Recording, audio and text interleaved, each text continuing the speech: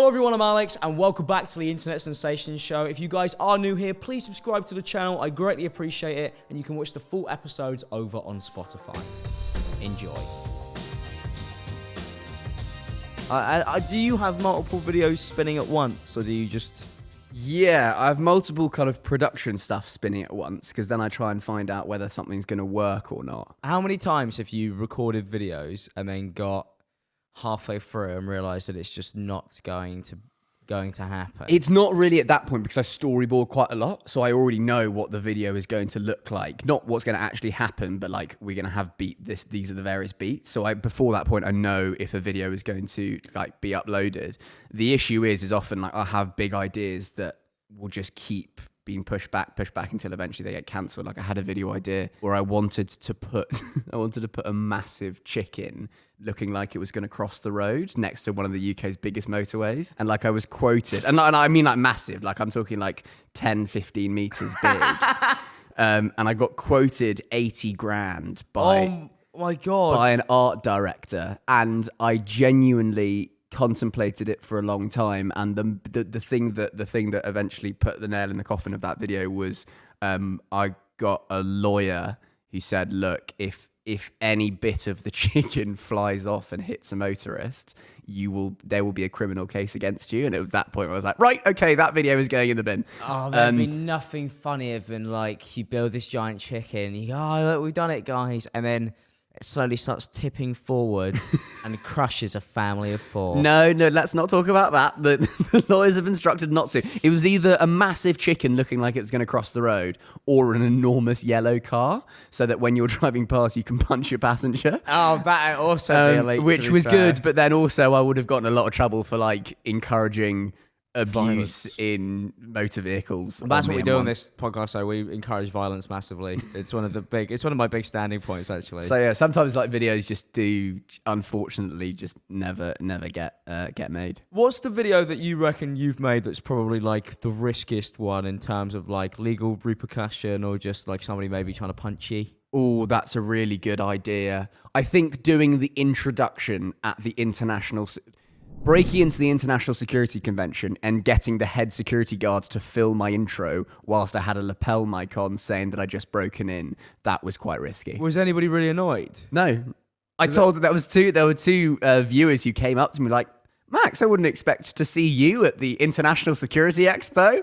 And it was a part-time job, mate. Yeah, it was a little bit like that clip they have from Impractical Jokers when the guy goes, you look like those guys from Impractical Jokers. Like, yeah, we are, and we're in it now. We're doing it right now. So it was a little bit like that when a viewer was like, you have to be really quiet because if I get caught here, it's all your fault. So that was pretty risky. Oh no, what am I talking about? Breaking into Lawrence Fox's of course, headquarters. I mean, that was like a whole thing, because I remember just my mum calling me going, getting the mum demographic. I've seen these YouTubers on the news, on the London Late Show. I go, yeah, my mates, they just causing a ruckus. Niko and the other guy. Yeah, Niko and the other one. That was my title for about 6 weeks on all mainstream media. Was that actually? Because obviously he has such a larger following, and the attention was always going to go with his campaign, which actually at the time I was a bit frustrated, but actually looking back on it, it was the perfect thing that could have happened,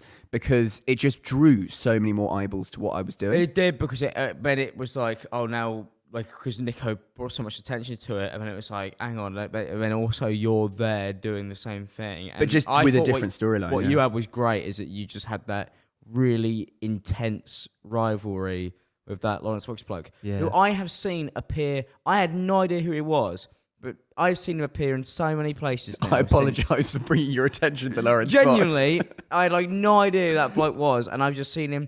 I didn't realise he did something like drinking his own piss. No, that was different. That's Brian Rose, the supervillain Brian Rose, who is this like American businessman who, look, I'm not going to do any like defamation here, who allegedly has had a number of like scamming cases against him, allegedly.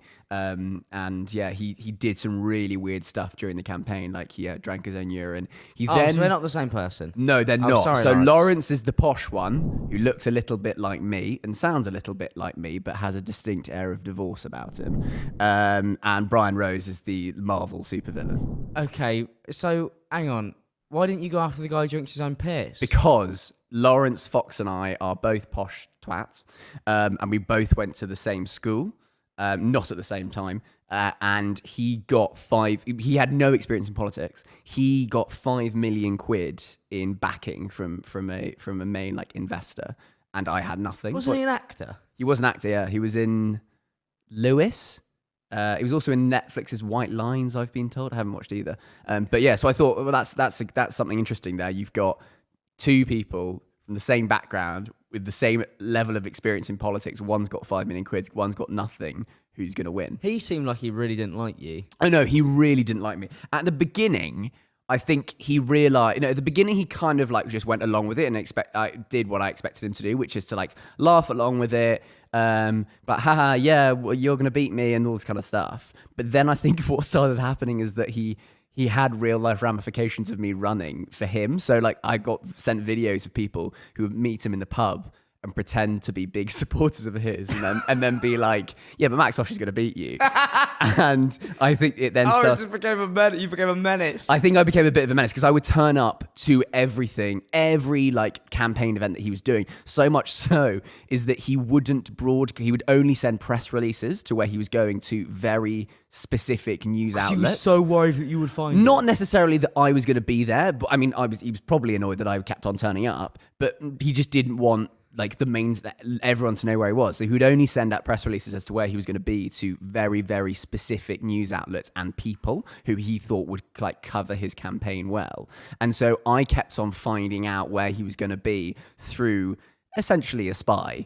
And so it just got more infuriating for him because everything that he did, had a man on the inside. I was there. Yeah. You actually had somebody on the inside. I did have someone on the relay inside. information to you Yeah. about where this bloke was going to be. Yeah. That's terrifying because we've had this conversation recently. Because one of my mates watched your video that you did, which, I mean, I'm not in it, but I was there when it happened. When you were followed around, you paid a private investigator to follow you around. I did. And then he took pictures of everybody playing football, which is really creepy. Yeah. Because I remember just sitting down and watching the video and then just seeing that and being like, hang on, he must have been following, I guess, most of us at the time. You never told us this would happen. No, I never told because I didn't think it would be like quite like a group of YouTubers playing football. Be like, hi guys, there might or might not be someone who is following us right now. Like for me, it's okay, but like we play some of the biggest YouTubers in the UK, and so I don't think it would have gone down that well. It would have gone terribly because then Bazinga would have had to like tell the guy who follows him around with a sniper rifle about 500 meters away to tell him to just call it off. Yeah, it was a bit of a weird because they're so expensive. They're £60 an hour. These private investigators. Fucking hell. And so I got my kind of colleague who works with me on all the videos. I said, right, hire a private investigator over the course of a month, hire him on specific days. But so days that I don't know when he's going to be there, but I know over the course of the month, someone is going to be following me. And very quickly, I forgot that I should be looking out for somebody. And so he just did, I think he followed me on like 5 or 6 random days. And yeah, he got so close that he got a photo of me. He sat next to me on the tube and got a photo of me sat next to him. You had no idea what he looked like? When we met, the only time I met him was at the end when he came with all the information and we sat across from a table from one another.